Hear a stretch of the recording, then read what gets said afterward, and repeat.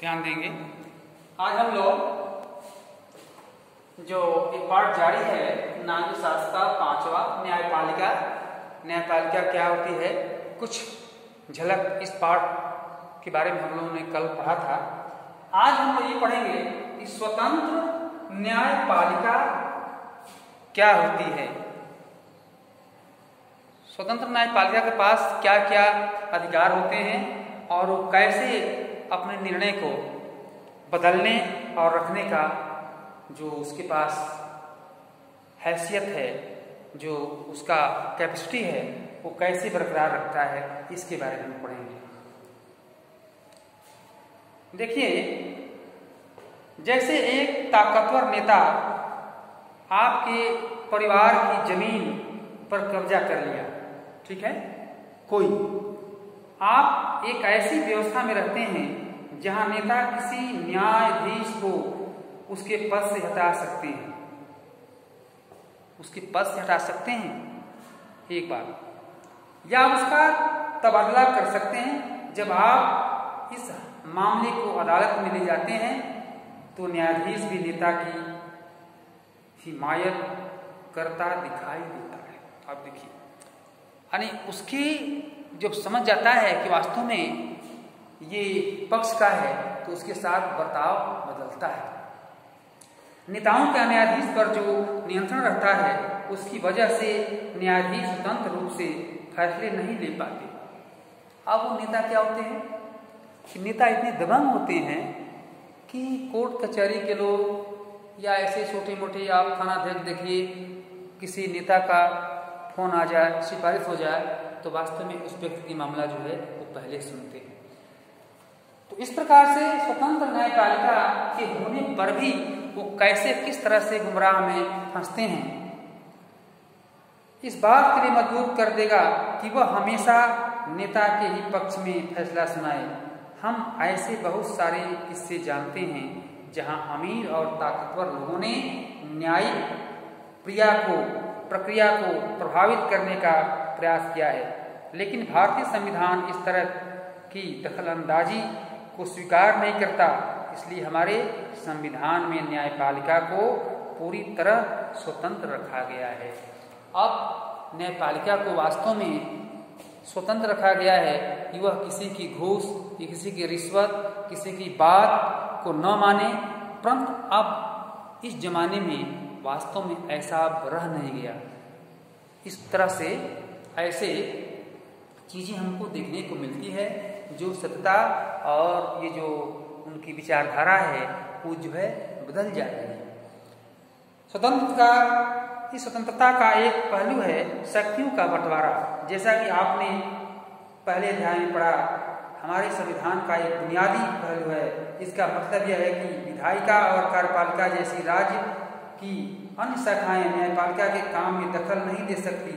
अदालतें सरकार के अधीन नहीं है, न ही वे सरकार की ओर से काम करती हैं। अर्थात सरकार की अदालतें जो हैं अधीन नहीं है।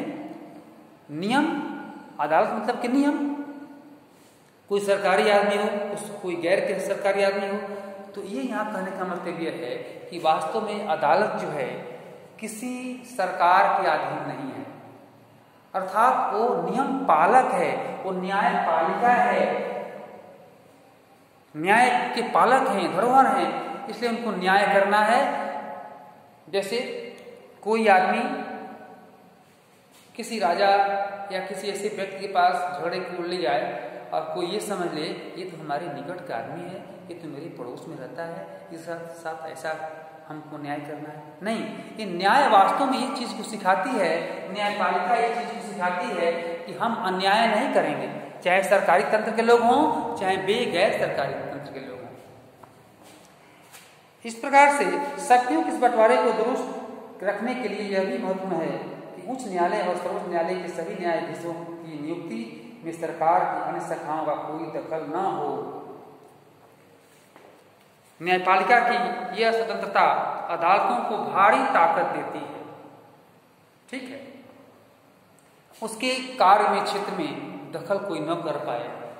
ऐसे इससे क्या होता है कि पूरी शक्ति उसके पास है कि हम जो चाहें वो फैसला अपने इस न्याय के रूप में दे सकते।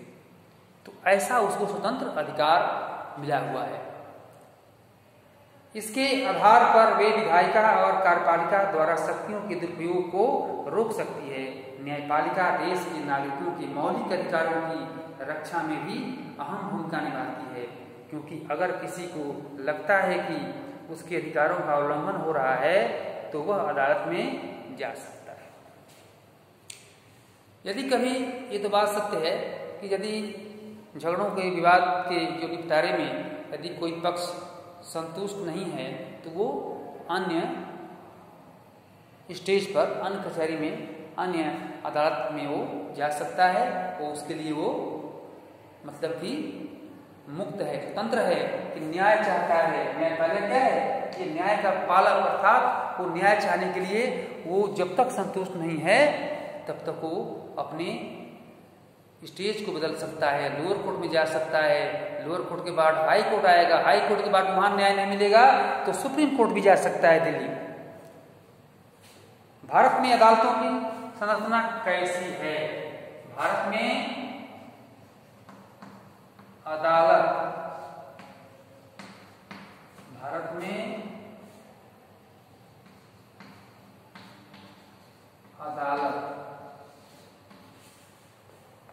हमारे देश में 3 अलग अलग स्तर पर अदालतें होती हैं। निचले स्तर पर बहुत सारी अदालतें होती हैं। सबसे ऊपरी स्तर पर केवल एक अदालत है, जिन अदालतों से लोगों का सबसे ज्यादा ताल्लुक होता है। उन्हें अधीनस्थ न्यायालय या जिला अदालत कहा जाता है। ये अदालतें आमतौर पर जिले या तहसील के स्तर पर या किसी शहर में होती है। ये बहुत तरह के मामलों की सुनवाई करती हैं। प्रत्येक राज्य जिलों में बटा होता है और हर जिले में एक जिला न्यायाधीश होता है। प्रत्येक राज्य का एक उच्च न्यायालय होता है। वह अपने राज्य की सबसे ऊंची अदालत होती है। उच्च न्यायालय से ऊपर सर्वोच्च न्यायालय होता है। यह देश की सबसे बड़ी अदालत है जो न्यायिक मामलों में न्याय दिलाने के लिए व्यक्तियों को प्रोत्साहित करता है। अब इससे हम क्या देख लिए कि वास्तव में हमारे ये जो गांव है, एक जनपद का ये गांव सभी अपने जिले पर आधारित है। जिले में एक अदालत होता है या कहीं कहीं जो है ब्लॉक स्तर पर, तहसील स्तर पर अदालत सीओ बैठता है, वहाँ अदालत लगती है और वहाँ मुकदमों की सुनवाई होता है। तो हमारे जिले स्तर पर जो है एक जिलाधीश होता है, जिसको डीएम कहते हैं, कलेक्टर कहते हैं, और उसके तहत कचहरी में तमाम प्रकार के जज होते हैं और वे मुकदमों की सुनवाई करते हैं पूरे जनपद का। इसके बाद पूरे जो हमारा ये जनपद, जो राज्य में अनेक जनपद होते हैं, वो जनपद स्तर पर जिला का ये डीएम और इससे ऊपर जो राज्य में होता है उसको हम ये अपर अर्थात हाई कोर्ट कहते हैं।